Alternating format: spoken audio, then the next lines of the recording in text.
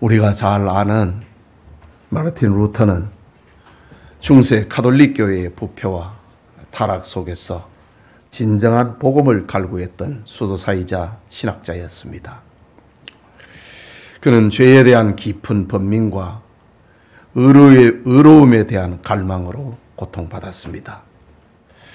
자신의 죄악된 본성 앞에서 아무리 노력해도 의롭게 될 수 없다는 절망감에 시달렸습니다. 율법의 행위로는 도저히 구원받을 수 없다는 자신의 무능함에 절망했습니다.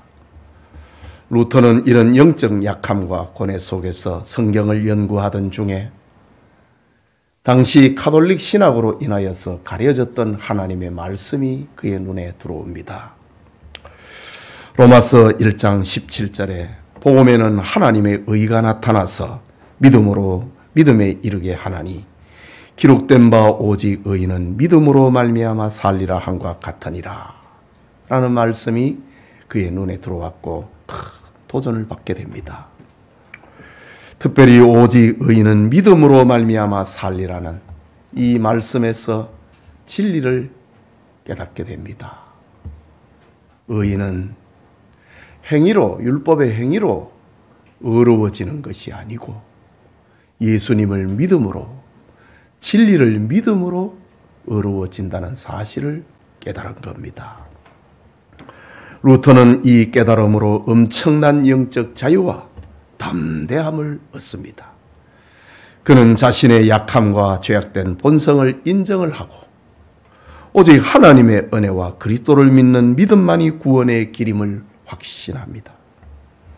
이 확신은 당시 막강했던 교황의 권세에 맞서 95개 조항의 반박문을 게시하고 교회의 개혁을 일으키는 원동력이 되었습니다.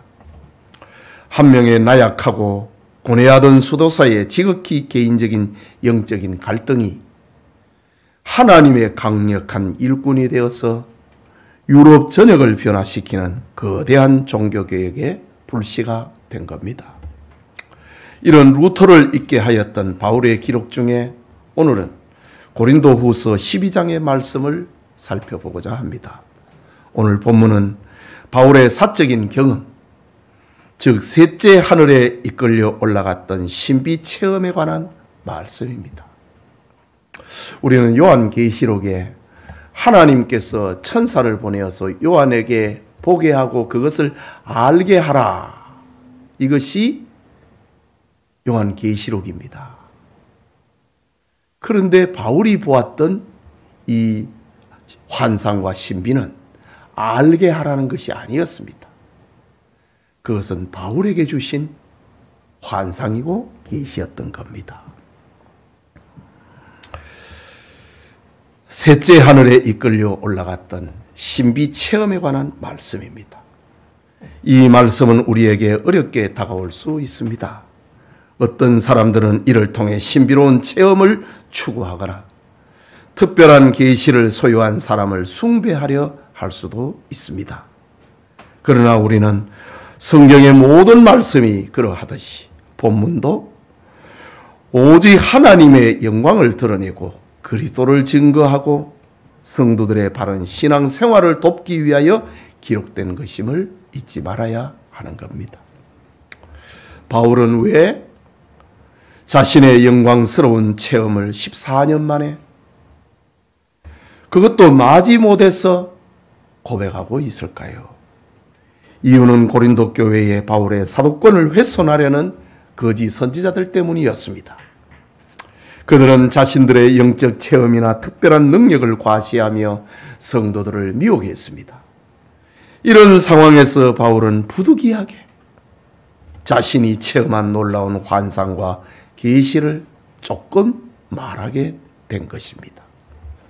그러나 바울은 이 신비 체험을 자랑으로 한 것이 아니고 자신의 약함을 통해 하나님의 강함을 어떻게 드러났는지를 오늘 본문과 다음 주에 볼 문장을 통해서 말하고 있는 겁니다.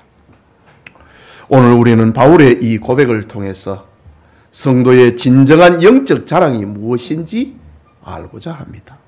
이 시간 주의 환상과 계시를 말하리라 라는 제목으로 고린도후서 강의에 계속하고자 합니다. 말씀을 듣는 우리 모두에게 하나님의 은혜가 임하기를 소원합니다. 먼저 부득불 공개하는 바울의 신비 체험입니다. 1절이죠. 무익하나마 내가 부득불 자랑하노니 어쩔 수 없어 자랑한다. 주의 환상과 계시를 말하리라고 했습니다. 고린도후서 11장부터 바울은 거짓 사도들의 비난에 맞서 자신의 사도성을 강력하게 변호하고 있습니다. 거짓 사도들은 바울이 말을 잘 못하고 외모는 보잘것없고 특별한 계시나 능력이 없다고 비난했습니다. 반면에 자신들은 대단한 능력을 가지고 있고 신비 체험이 있고 영적 체험이 있고 신비로운 능력이 있다고 주장했습니다. 그리고 고린도 교인들을 개척자 바울에게서 멀어지게 하고 자신들에게로 이끌었습니다. 이런 위기 상황에서 바울은 내가 부득불 자랑할진대 내가 약한 것을 자랑하리라 라고 말합니다. 그는 어리석은 거짓 사도들의 주장과는 달리 자신의 진짜 신비 체험을 말하겠다고 합니다. 그러면서 오늘 본문 1절에 무익하나마 내가 부득불 자랑하노니 라면서 말문을 엽니다. 그러면 바울은 무슨 자랑을 하려고 하는 것일까요? 그것은 이어서 나오는 말씀, 주의 환상과 계시에 관한 것입니다. 여기서 우리는 바울이 자신의 개인 감정으로 갖고 싶었지만은 말할 수밖에 없는 심정을 이해해야 합니다. 요한계시록은 주님께서 천사를 보내어서 사도 요한에게 너가 본 것을 기록하여 교회들에게 알려주어라. 이것이 요한계시록인데 바울이 보았던 것은 그게 아니었습니다. 그거는 개인적인 지극히 사적인 체험이었습니다. 그것은 객관화할 수 없는 주관적인 체험이었습니다. 그래서 말하지 않았던 겁니다.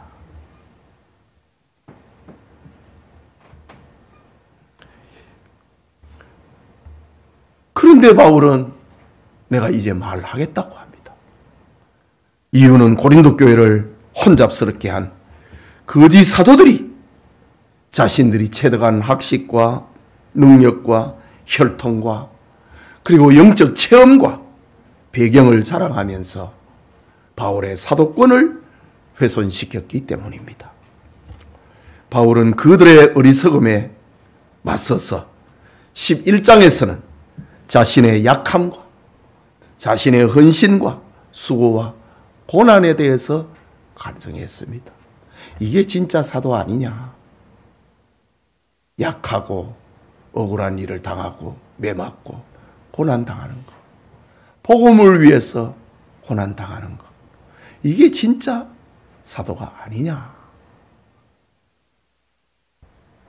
11장에서는 바울의 사도됨의 소극전 간증이었다면 12장에서는 적극적으로 바울의 사도성에 대해서 변론을 합니다.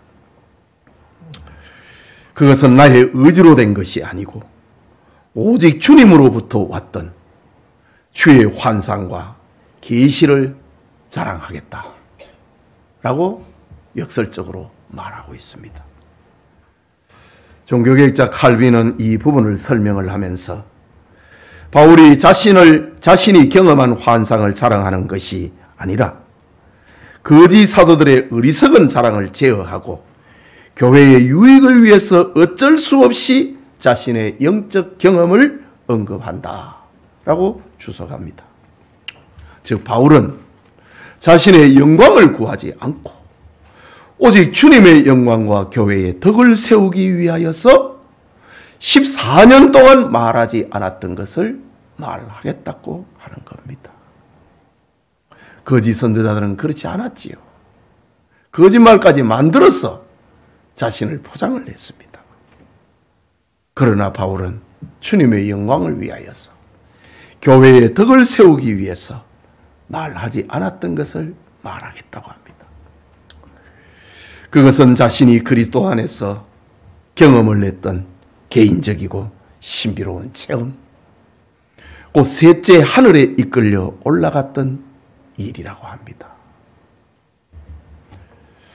여러분, 우리가 경험할 수 있는 신비 체험은 이렇게 감춰질 때 그 가치를 발휘하는 겁니다. 어느 고고학자가 수십 년간 탐사 끝에 인적이 드문 깊은 산속에서 고대의 유적을 발견했습니다. 그 유적지 깊은 곳에는 햇빛조차 들지 않는 비밀스러운 동굴이 있었는데 동굴 안에는 빛나는 보석들이 가득했습니다. 이 보석들은 그 자체로 엄청난 가치를 가졌지만은 고고학자는 그 보석을 함부로 말할 수가 없었습니다. 도리어 그 유적지의 역사와 그 의미를 철저하게 연구하고 이 보석이 세상에 알려질 때 발생하게 될 혼란과 위험을 신중하게 고려했습니다. 그는 보석의 아름다움을 과시하기보다는 이 보석들이 인류 역사와 문화에 어떤 의미를 더할 수 있는지에 초점을 맞추어 연구했습니다. 그리고 마침내 때가 되어서 보석을 공개할 때 사람들은 단순한 보석의 아름다움뿐만이 아니라 그 안에 담겨있는 깊은 역사와 고고학자의 헌신에 더욱 감동을 했다는 이야기입니다. 보석은 그 자체로 빛나지만은 그것이 감춰지고 지켜질 때 진정한 의미와 가치를 발휘하게 된다는 것입니다. 바울은 교회의 집사들에게 깨끗한 양심에 믿음의 비밀을 가진 자라야 할지니 라고 했습니다. 성도는 감춰진 비밀이 있어야 됩니다. 감춰진 신비와 비밀이 있어야 진짜 신자가 된다는 말입니다. 그게 둘째로 셋째 하늘의 신비로운 경험입니다. 2절에서 4절입니다. 내가 그리스도 안에 있는 한 사람을 아노니 그는 14년 전에 셋째 하늘에 이끌려 간 자라. 그가 몸 안에 있었는지 몸 밖에 있었는지 나는 모르거니와 하나님은 아시느니라. 내가 이런 사람을 아노니 그가 몸 안에 있었는지 몸 밖에 있었는지 나는 모르거니와 하나님은 아시느니라. 갈로 안에 갈로 쳐여 있는 이 문장은 그 어떤 사본에는 이 문장이 있고 어떤 사본에는 없기 때문에 갈로를 이렇게 쳐놨습니다. 4절에는 그가 낙원에 이끌려 가서 말로 표현할 수 없는 말을 들었으니 사람이 가히 이르지 못할 말이로다 라고 했습니다. 여러분, 셋째 하늘은 유대인들의 우주관에서 가장 높은 하늘, 즉 하나님이 계시는 곳, 낙원, 천국을 가리키는 것입니다. 바울은 3인칭을 사용하면서 그리스도 안에 있는 한 사람을 안다고 합니다. 그는 14년 전에 셋째 하늘에 이끌려 간 자라고 합니다. 그 사람은 어쩔 수 없이 바울 자신이었던 겁니다. 갈로 안에 내가 몸 안에 그가 몸 안에 있었는지 몸 밖에 있었는지 나는 모르겠다. 하나님만 아신다. 그 사람은 어쩔 수 없이 바울 자신이었다는 말입니다. 이것은 바울이 자신의 셋째 하늘 체험을 과장하거나 신격화하지 않으려는 지극히 소극적인 태도입니다. 감추고 그러다가 공개되는 그 간증입니다. 그것도 지금 다 말하지 않잖아요. 요한계시록에서는 요한이 보았던 거 다 말합니다. 그런데 바울은 다 말 안 합니다. 그러니까 더 신비롭다고요. 바울은 이 신비로운 경험을 통해서 표현할 수 없는 말이라고 합니다. 인간의 언어로는 다 말할 수 없는 하나님의 영광을 보고 들었다고 합니다. 그 환상과 계시가 너무 영광스럽고 거룩해서 인간의 언어로는 표현할 단어가 없다고 합니다. 사람이 가히 이르지 못할 말이라. 단어가 없다고 합니다. 이것은 바울이 받은 환상과 계시를 함부로 발설할 수 없는 경외감으로 가득 차 있는 모습입니다. 요한계시록을 보면은요, 사도 요한이 보았던 그 천국은 무엇과 같더라라고 했습니다.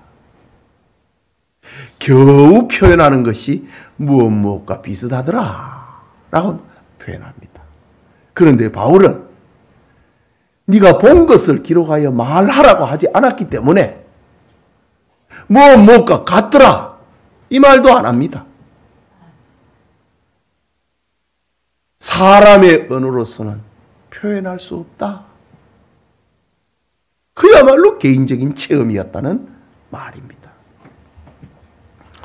우리나라의 유명한 주석학자인 박윤선 목사님은 바울의 셋째 하늘의 경험은 바울의 사도적 권위를 확증해주는 사건이라고 주성을 합니다. 바울은 이 경험을 통해서 거짓 사도들과는 달리 자신은 하나님의 직접적인 계시를 받았으며 자신이 그리스도의 사도로서 복음을 전하는데 필요한 모든 권위를 부여받은 것이다 라고 목사님은 주석을 합니다. 또한 박 목사님은 이 경험이 바울에게 앞으로 겪게 될 수많은 고난을 이겨낼 수 있는 영적인 힘과 위로를 주었을 것이다 라고 주석합니다. 즉 바울은 이 셋째 하늘의 경험을 통해서 하나님의 위대하심과 그분의 계획을 더 깊이 깨달았다는 말입니다. 우리도 이 땅에 살아가는 동안에 때로는 이해할 수 없는 고난과 역경 속에서 바울처럼 사도 요한처럼 때로는 하나님의 위로와 계시를 갈망합니다. 그러나 우리는 새로운 신비를 체험하려고 하기보다는 성경에 기록된 바울의 셋째 하늘의 체험을 믿고 나의 것으로 만들어야 합니다. 이것이 우리가 고난 속에서 소망을 잃지 않고 주님을 바라보아야 할 이유로 삼아야 하는 겁니다. 여러분, 순교자들의 그 순교사와 그런 이야기들이 있습니다. 그리고 우리가 천국에 가서 그 고통을 어떻게 이겼냐고 물어볼 수도 있습니다. 그때 그들의 대답이 무엇일까요? 나는 바울의 체험을 성경을 보면서 내 것으로 만들었다. 나는 다니엘의 신비 체험을, 사도 요한의 신비 체험을 내 것으로 만들었다 라고 말할 것입니다. 이것이 우리가 고난 속에서 소망을 잃지 않고 주님을 바라보는 이유인 것입니다. 바울의 셋째 하늘 체험은 바울의 의지와 계획으로 이루어진 것이 전혀 아닙니다. 하나님께서 주권적으로 바울을 이끌어 하늘로 올리신 사건입니다. 오늘 성경에 말하지요. 그는 14년 전에 셋째 하늘을 이끌려 갔다. 내가 올라갔다고 안 합니다. 어떻게 내가 하늘에 올라갑니까? 이끌려서 올라갔는데 그가 몸 안에 있었는지 몸 밖에 있었는지, 이것은 내 몸을 가지고 올라갔는지 몸이 아니고 영만 올라갔는지 나는 모른다. 그거는 하나님만 아신다. 전적으로 하나님에 의해서 이루어진 사건이라고 말합니다. 이것은 주의 환상과 계시 체험이 인간의 의지나 이성으로나 파악할 수 없는 초월적인 사건이었다는 말입니다. 여기서 우리가 주의를 기울여야 하는 것은 셋째 하늘의 체험은 철저히 하나님의 주권적인 은혜로 주어진 것입니다. 그 목적이 바울의 사도직을 확증을 하고 그를 겸손하게 만들었고 하나님의 영광을 드러내는 데 있었던 겁니다. 여러분, 갈대아 우르에서 우상장사의 아들로 태어나서 심부름을 하던 아브라함을 생각을 해보십시오. 아브라함은 자신이 구하지 않았고 자신의 의지와 상관이 없이 하나님의 신비가 그에게 임했습니다. 창세기 12장 1절에서 3절에 너는 너의 고향과 친척과 아버지의 집을 떠나 내가 네게 보여줄 땅으로 가라. 내가 너로 큰 민족을 이루고 네게 복을 주어 내 이름을 창대하게 하리니 너는 복이 될지라. 너를 축복하는 자에겐 내가 복을 내리고 내가 너를 저주하는 자에겐 내가 저주하리니 땅의 모든 족속이 너로 말미암아 복을 얻을 것이니라 라고 했습니다. 아브라함의 신비 체험, 아브라함이 엎드려서 무슨 며칠을 금식을 하고 기도한 거 아닙니다. 아브라함은 우상장사의 아들로 태어나갖고 그 심부름을 하고 있었는데 하나님의 영이 그를 덮었습니다. 아버지 이삭의 집을 떠나서 밧단 아람으로 도망하는 야곱에게 하나님의 신비가 나타났습니다. 그것은 야곱의 의지와는 상관이 없는 신비 체험이었습니다. 창세기 28장 10절에서 14절에 야곱이 부엘세바에서 떠나 하란으로 향하여 가더니 한 곳에 이르러는 해가 진지라 거기서 유숙하고 그곳에 한 돌을 가져다가 베개로 삼고 거기 누워 자더니 꿈에 본즉 사닥다리가 땅 위에 서 있는데 그 꼭대기가 하늘에 닿았고 또 본즉 하나님의 사자들이 그 위에서 오르락 내리락 하고 또 본즉 여호와께서 그 위에 서서 이르시되 나는 여호와니 너의 조부 아브라함의 하나님이요 이삭의 하나님이라. 네가 누워있는 땅을 내가 너와 네 자손에게 주리니 네 자손이 땅의 티끌같이 되어 네가 서쪽과 동쪽과 북쪽과 남쪽으로 퍼져나갈지며 땅의 모든 족속이 너와 네 자손으로 말미암아 복을 받으리라. 이 야곱의 계획, 야곱의 노력, 야곱의 의지하고는 전혀 상관이 없는 하나님의 일방적인 역사였습니다. 신비 체험은 이런 것입니다. 혈기왕성한 사울은 예수가 십자가에 못 박혀 죽었음에도 그를 추종하는 자들이 있음을 알고 분이 났습니다. 그는 예루살렘과 유다 땅을 수색을 하여 그리스도인들을 잡아서 때리고 옥에 넘겼습니다. 그리고 다메섹으로 도망간 그리스도인들이 있음을 알고 그를 잡으러 군사를 대동을 하여 가던 중에 자신의 계획하고는 상관없이 자기 의사하고 상관없이 하나님의 신비를 체험하게 됩니다. 사도행전 9장 3절에서 5절에 사울이 길을 가다가 다메섹에 가까이 이르렀더니 호련히 하늘로부터 빛이 그를 둘러 비추는지라. 땅에 엎드러져 들음에 소리가 있어 이르시되 사울아 사울아 네가 어찌하여 나를 박해하느냐 하시거늘 대답하되 주여 누구시니까 이르시되 나는 네가 박해하는 예수라고 합니다. 여러분, 오늘날 우리 주변에서 신비 체험을 자랑을 하며 사람들을 이끄는 사람들을 보십시오. 성경과 바울의 체험하고는 현저한 다른 것이 있습니다. 그것이 무엇입니까? 오늘날 소위 신비주의 은사주의자들은 자신이 금식하고 부르짖고 누군가를 따라 한 결과로 신비를 체험했다는 겁니다. 그리고 교인들을 그런 방법으로 인도합니다. 그러나 성경은 날 따라해봐라. 이래 해봐라. 그런 거 없습니다. 성경은 앞에서 살펴보았듯이 인간의 의지하고 상관없이 하나님의 주권적인 개입으로 신비를 체험하게 되는 겁니다. 그렇다고 해서 오늘날 우리에게 신비한 현상이 없다, 저는 그렇게 주장하지는 않습니다. 그러나 하나님의 신비는 신구약 성경에 꽉 차 있습니다. 그러니 다른 것을 찾으려 하지 말고 성경을 깨닫고 이 성경을 나의 환상으로 받아야 된다. 이것이 진짜 신비 체험입니다. 하나님의 말씀은 살았다고 하잖아요. 좌우의 날선 어떤 것보다도 예리하다고 하잖아요. 심령과 관절과 골수를 찔러 쪼갠다고 하지 않습니까? 하나님의 말씀 앞에는 드러나지 않는 것이 없다고 했습니다. 이만하면 신비가 충분하지 않습니까? 점쟁이가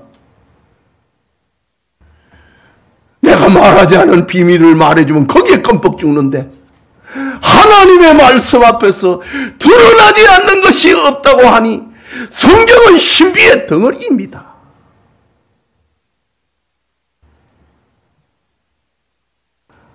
어떤 사람이 꿈에서 너무나 생생한 영적 경험을 자랑합니다. 꿈속에서 그는 천사의 음성을 듣고 놀라운 진리를 깨달았다고 합니다. 하지만 그는 그 꿈을 통하여서 자랑을 해도 자신의 삶이 변화되거나 겸손해지기보다는 오히려 자기가 받은 특별한 계시를 자랑하는 사람, 특별한 계시를 받은 사람임을 사람들에게 자랑하고 가르치려고 하고 있습니다.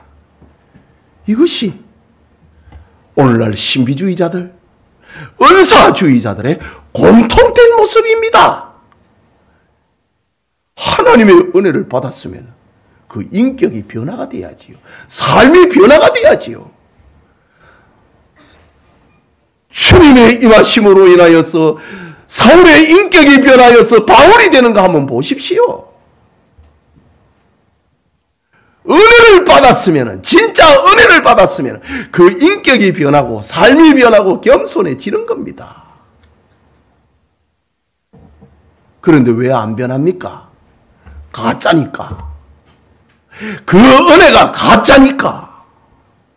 지어낸 거니까 능력이 없는 겁니다. 바울은 자기가 체험을 하였던 그 셋째 하늘에 그 은혜, 그 체험이 있기 때문에 죽기까지 엎드린 겁니다.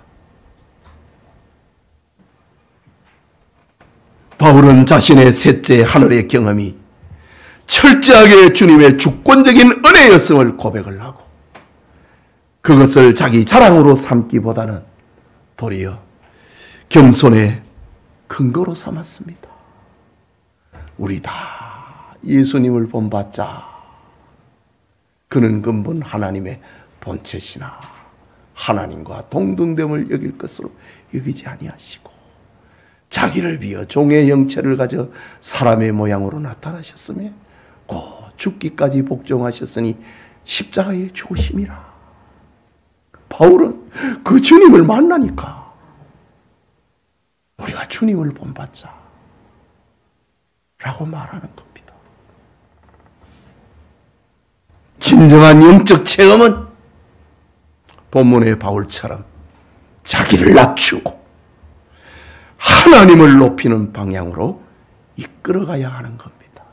그러니까 교주들, 소위 이단의 교주들 다 사기꾼들이지요. 사탄의 사자들이지요. 자기가 교주가 되어 있으니까, 자기가 왕이 되어 있으니까 그게 교주 아닙니까? 그러니까 그 은혜 받은 거 다 가짜입니다. 하늘의 신비를 말해도 그건 가짜입니다. 그 사탄도 그렇게 하니까요. 하나님의 진정한 은혜가 우리 성도님들에게 충만하기를 축복합니다. 바울을 보십시오. 하나님의 앞에 받은 은혜는 이런 것입니다. 14년 만에 간증하는 거 보십시오. 마지막으로 자랑할 수밖에 없는 바울의 체험입니다. 5절과 6절에 내가 이런 사람을 위하여 자랑하겠으나 나를 위하여는 약한 것들 외에는 자랑하지 아니하리라. 내가 만일 자랑하고자 하여도 어리석은 자가 되지 아니할 것은 내가 참말을 함이라.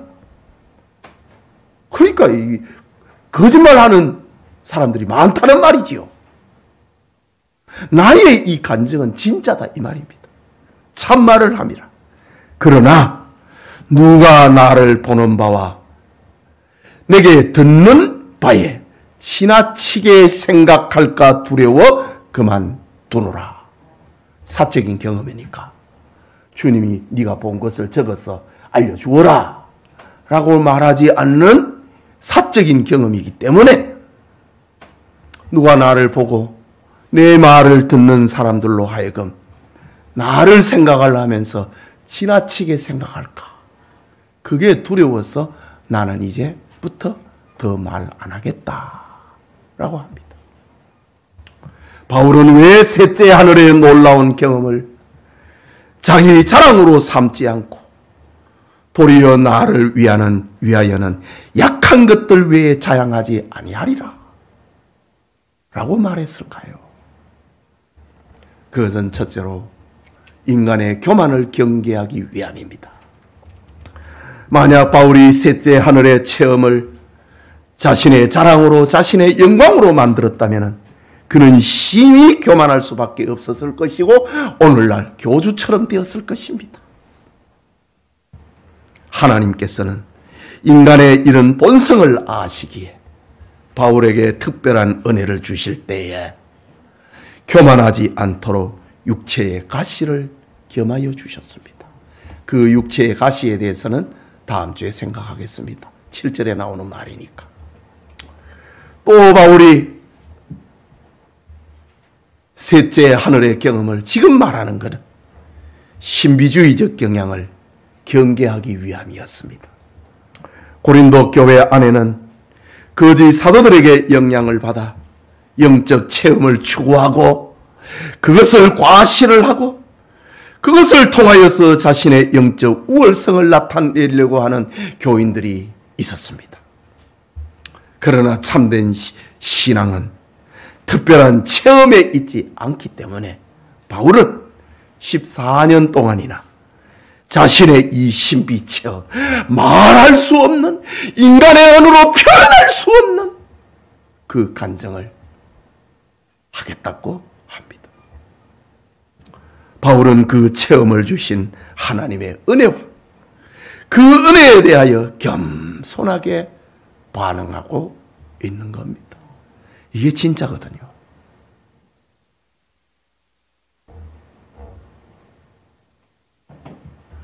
요한계시록은 기록하라고 했습니다.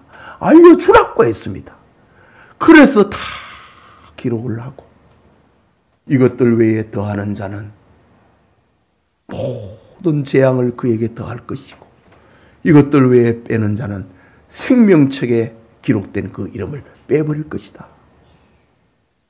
하나님께서 기록하라고 했으니까. 그런데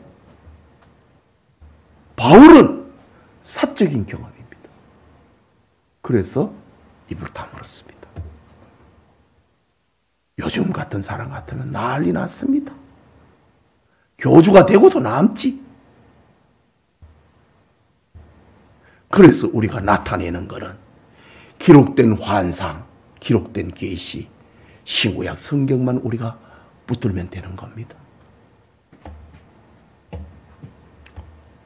또 바울이 이제야 말을 하는 것은 오직 그리스도만 자랑하기 위함이었습니다. 우리의 구원과 소망과 모든 영광은 오직 그리스도로부터 오는 겁니다. 바울은 자신이 받은 놀라운 환상과 계시가 자기 자랑이 될 수 없음을 고백을 하면서 오직 그리스도의 십자가를 자랑하려고 자신은 자기의 약함만을 자랑하겠다고 합니다. 세상에 이런 사람이 어디 있습니까? 자기 약점만을 말하는 사람이 어디 있습니까? 6절을 보면은 만일 내가 자랑하고자 하여도 어리석은 자가 되지 아니할 것은 내가 참말을 함이라. 그러나 누가 나를 보는 바와 같이 내게 듣는 바와 같이 생각할까 두려워 그만두노라. 지나치게 생각할까 두려워 그만두노라고 합니다. 이것은 거짓 사도들이 자신들의 과장된 자랑으로 인하여서 어리석은 자가 되는 것과는 달리 바울은 진실을 말함에도 불구하고 사람들이 자신의 영광스러운 체험만 생각하고 자신을 우상화, 신격화할까 두려워서 이만 그만두겠다라고 합니다. 바울은 자신의 영적 권위를 내세우기 위함이 아니고 오직 복음의 진리를 위하여서 자신의 약점을 말하겠다고 했습니다. 여러분, 고 김성수 목사님은 평생 가난하고 소외된 이웃들을 위하여 헌신하면서 걸어다니는 성경이라는 그런 별명이 불렸던 목사님입니다. 어느 날 누군가가 목사님께 물었습니다. 목사님처럼 영적으로 위대하신 분은 평생 기도하면서 놀라운 영적 체험을 많이 하셨을 것 같습니다. 특별한 계시 같은 것은 없나요? 라고 물었습니다. 그러자 목사님은 빙그레 웃으면서 저는 제 삶의 모든 순간이 하나님의 은혜였음을 깨닫는 것이 가장 큰 체험이었습니다. 그리고 제 자랑은 오직 예수 그리스도의 십자가뿐입니다. 라고 대답했다고 합니다. 이처럼 진정으로 하나님을 아는 사람은 자신이 경험한 놀라운 체험을 자랑하기보다 그 체험을 통해서 더 깊이 그리스도와 그의 십자가를 바라보는 것입니다. 본문의 사도 바울은 이처럼 놀라운 경험을 하고도 자신을 자랑하지 것이 아니라 자신의 약함을 자랑하겠다고 합니다. 왜일까요? 이어지는 7절을 이하에서 보면은 바울은 자신의 육체의 가시에 대해서 언급을 합니다. 다음 주에 살펴볼 말씀이지만은 본문 6절에서도 잠깐 나오는데 바울은 자신이 자랑하지 않는 이유에 대해서 혹시 어떤 사람이 자신에게 보고 들은 것에 대하여 지나치게 생각할까 두려워, 지나치게 생각할까 염려하여 영적 경험을 자랑하지 않겠다고 합니다. 무슨 말입니까? 호쿠마 주석에서는 바울이 자신의 경험을 자랑하지 않는 이유로 그것이 자신을 과장하는 결과를 초래할 수 있기 때문이다 라고 설명을 합니다. 이처럼 바울은 겸손한 마음으로 자신의 사도직을 수행하고자 했던 겁니다. 자신이 받은 은혜를 자기 자랑의 도구로 삼지 않겠다는 다짐이었던 겁니다. 여러분, 우리는 우리의 약함 때문에 좌절하고 때로는 낙심할 때가 많습니다. 그러나 바울은 그 약함이야말로 약함, 우리의 약점이지요. 그 약함이야말로 하나님의 능력이 머무는 자리라고 가르쳐 줍니다. 그 부족함과 연약함을 주님께 내어드릴 때에 주님께서는 우리의 약함을 통해서 자신의 강함을 드러내실 것이기 때문입니다. 이것이 복음입니다. 이것이 그리스도인입니다. 예배드리는 성도 여러분, 바울의 이 고백은 오늘날 우리에게 무엇을 가르치고 있습니까? 첫째로 우리는 영적 경험을, 체험을 추구하거나 그것을 통해서 자기 신앙을 과시하려 해서는 안 된다는 겁니다. 진정한 영적 성숙은 특별한 체험에 있지 않고 하나님의 말씀에 대한 순종 그리고 겸손에 있습니다. 그리고 그리스도를 닮아가는 삶에 있는 것입니다. 하나님께서 주시는 모든 은혜는 오직 하나님의 영광을 위한 것이기 때문입니다. 또 하나의 교훈은 우리는 자신의 약함을 부끄러워하거나 숨기려 하지 말아야 합니다. 오히려 우리의 약함은 하나님의 강함이 나타날 수 있는 통로요, 하나님의 은혜가 머무른 그릇입니다. 바울은 셋째 하늘의 신비 체험 후에 육체의 가시를 얻게 되었다고 합니다. 다음 주에 다룰 이 육체의 가시는 바울을 겸손하게 만들고 그가 오직 하나님의 은혜만을 의지하게 만들었던 것입니다. 우리의 연약과 부족함 속에 비로소 하나님의 전능의 손길을 경험할 수 있다는 말이지요. 또 하나는 우리는 오직 그리스도만 자랑해야 합니다. 우리의 구원은 오직 그리스도의 십자가 대속과 부활로 말미암습니다. 우리의 자랑은 세상적인 성공이나 개인적인 능력에 있지 않습니다. 오직 우리를 구원하시고 영화롭게 하시는 그리스도에게 있습니다. 우리의 삶의 모든 영역에서 오직 그리스도만 높임을 받도록 해야 하는 것이 참된 성도의 모습입니다. 성도님, 오늘 우리는 바울의 셋째 하늘 경험을 통해서 진정한 영적 자랑이 무엇인지, 그리고 약함 속에 역사하시는 하나님의 놀라운 강함이 무엇인지를 보았습니다. 또한 우리의 모든 삶의 영역에서 하나님의 주권적인 은혜를 인정을 하고 우리의 약함을 통해서 하나님의 강함이 나타나도록 우리의 삶을 드릴 수 있어야 한다는 겁니다. 그리고 우리의 모든 자랑이 그리스도를 향하고 그분을 통해서 우리에게 주신 놀라운 은혜를 감사하면서 살아가야 한다는 겁니다. 복 있는 성도들이 다 되시길 주님의 이름으로 축복합니다.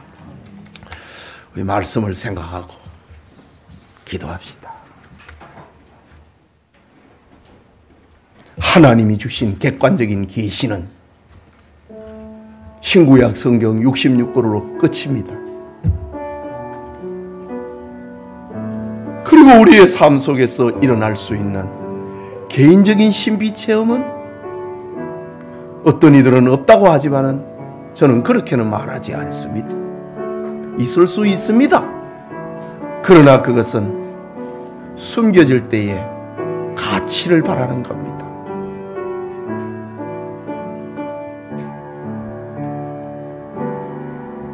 공개되면은 혼란해집니다. 성경은 뭐지? 혼란해집니다. 자꾸 그것을 따라가고 추구하려고 합니다. 그럼 성경은 무엇입니까? 우리가 기도하는 것은 성경을 붙들고 성경을 의지해서 바울이 들려주었던 이런 말씀을 내 것이 되게 해달라. 저 셋째 하늘에 이끌려 올라갔던 바울의 체험이 얼마나 대단했겠습니까? 그래도 내게 듣는 자와 보는 자로 하여금 나를 지나치게 생각할까 염려되어 그만두노라. 이게 진짜입니다. 공개되어야 할 것은 신구약 성경으로 끝났습니다. 공개하는 이의 마음 속에는 자기를 자랑하고자 하는 교만이 차 있습니다. 자기를 신격화하려고 하는 교만이 차 있습니다. 그 대표적인 것이 이단의 교주들 아닙니까? 다 신비를 이용을 합니다. 그러나 그거 다 가짜입니다. 진짜는 말하지 않는 것이 진짜입니다. 공개되는 것은 신구약 성경 이것입니다. 이보다 더 큰 환상과 계시는 없습니다. 이것이 우리 교회의 신앙입니다. 말씀을 생각하고 하나님의 말씀을 읽고 암송하고 묵상할 때 이 성경의 신비를, 환상을, 계시를 내 것으로 만들어내는 은혜가 임하는 겁니다. 기도합시다. 자비하신 하나님 아버지, 은혜를 감사합니다. 주일 오후 한적한 시간에 주의 환상과 계시를 말하리라. 짤막한 한마디만 하고 말았던 바울의 그 겸손함,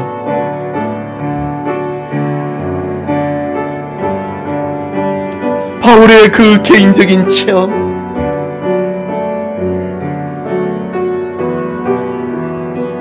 공개되지 않기를 바랐던 바울의 사적인 체험. 그래서 바울은 교회의 집사들을 세울 때 믿음의 비밀을 간직해야 된다 라고 말했습니다. 하나님, 우리 영천의 성도들에게 이런 바른 신앙관, 바른 성경관, 바른 은사관을 가지고 건강한 신자가 되게 하여 주시옵소서. 그리고 길을 잃어서 묻는 자에게 말할 수 있는 지혜로운 성도들이 되게 하여 주시옵소서. 좌로나 우로나 흔들리는 갈대 같은 인생이 아니고 하나님의 말씀에 굳게 서서 좌우를 분별할 수 있는, 그리고 그리스도의 십자가만 말할 수 있는 그런 은혜가 우리에게 있게 하여 주시옵소서. 하나님, 주님의 말씀을 오늘도 받았습니다. 바울의 이 신비를, 그러나 개인적이고 사적인 것이기 때문에 침묵하고 또 침묵을 하고 제목만 말하였던 바울의 그 겸손함을 우리도 본받게 하여 주시옵소서. 예수님 이름으로 기도합니다. 아멘.